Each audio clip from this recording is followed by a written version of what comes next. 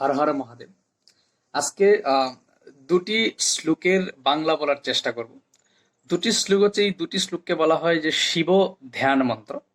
অর্থাৎ ভগবান শিব দেখতে কিরকম বা তার যে বর্ণনা রয়েছে এই দুটি শ্লোকে সেই বর্ণনাটা দেওয়া আছে।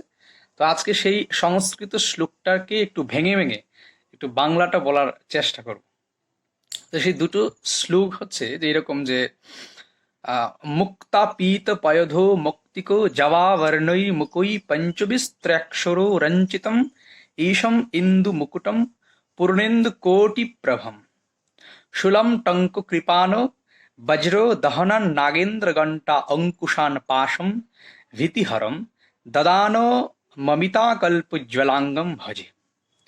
তো এই দুটি শ্লোক, দুটি লাইনে, দু চরণে এই শ্লোকটি। তো শ্লোকটি যদি একটু বাংলা বলার চেষ্টা করি, যে প্রথমে রয়েছে যে মুক্তা পীত পয়োধ মুক্তিক জবা বর্ণই মুখই মুখই বিসর্গ আছে। অর্থাৎ যে শিবকে আমরা যে দেখতে পাই সেই শিব কিন্তু মূলত তার কিন্তু পাঁচটি মুখ রয়েছে। শিবের পঞ্চানন, পঞ্চ আনন, পঞ্চানন কিন্তু শিবকে বোঝায়। তো মুক্তা অর্থাৎ তার একটি মুখ হচ্ছে মুক্তার রঙের মতো। পীত, পীত মানে একটু হলুদের মতো। আরেকটি মুখ হচ্ছে তার হলুদের মতো। মুক্তা পীত পয়োধু, পয়োধু শব্দের অর্থ হচ্ছে মেঘ।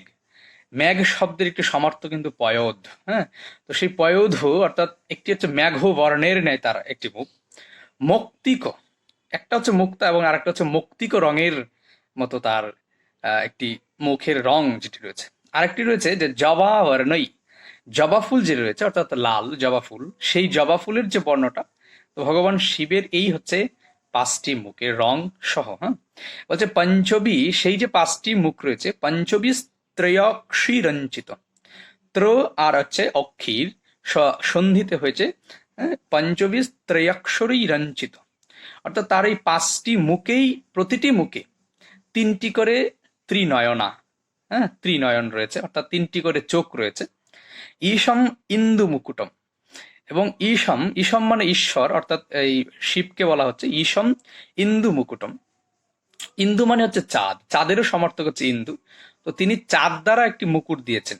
এবং পূর্ণেন্দু কোটি প্রভাম, পূর্ণেন্দু, পূর্ণ যুগ ইন্দু, ইন্দু শব্দের অর্থ আবার চাঁদ, আর পূর্ণ মানে পূর্ণ চাঁদ।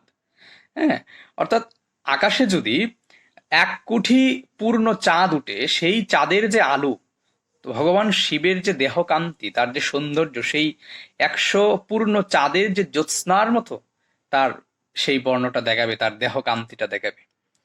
এবং তার হাতে যে সমস্ত অস্ত্রাদি রয়েছে, বলা হচ্ছে যে শূলম টঙ্ক, শূল রয়েছে, টঙ্ক এক ধরনের একটি অস্ত্র, শূল টঙ্ক। কৃপানো, কৃপানো মানে হচ্ছে খড়গ থাকবে, তার হাতে একটি খড়গ থাকবে।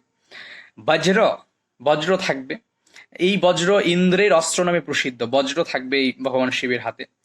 আর দহনান, দহনান অর্থাৎ যে দহন করে, দাহ করে, অগ্নি, সুতরাং ভগবান শিবের হাতে অগ্নি থাকবে। হ্যাঁ, যে বলছে শূল টঙ্ক কৃপানো বজ্র দহনা নাগেন্দ্র, নাগ যুগ ইন্দ্র, নাগ মানে হচ্ছে সাপ, ইন্দ্র মানে হচ্ছে রাজা, ইন্দ্র শব্দের একটি অর্থ কিন্তু রাজা। সুতরাং সাপেদের যে রাজা বাসুকি, তো ভগবান শিবের হাতে একটি অস্ত্র হিসেবে কিন্তু এই নাগরাজ, নাগেন্দ্র বাসুকিও কিন্তু থাকবে। এবং ঘণ্টা অঙ্কুশান, একটি ঘণ্টা থাকবে, এবং অঙ্কুশ নামে একটি অস্ত্র রয়েছে সেটিও কিন্তু থাকবে। পাশম, একটি পাশ থাকবে। এবং ভীতিহরম দদান মমিতা কল্পোজ্জ্বলাঙ্গম, ভীতিহরম, তিনি সমস্ত ভয় দূর করছে।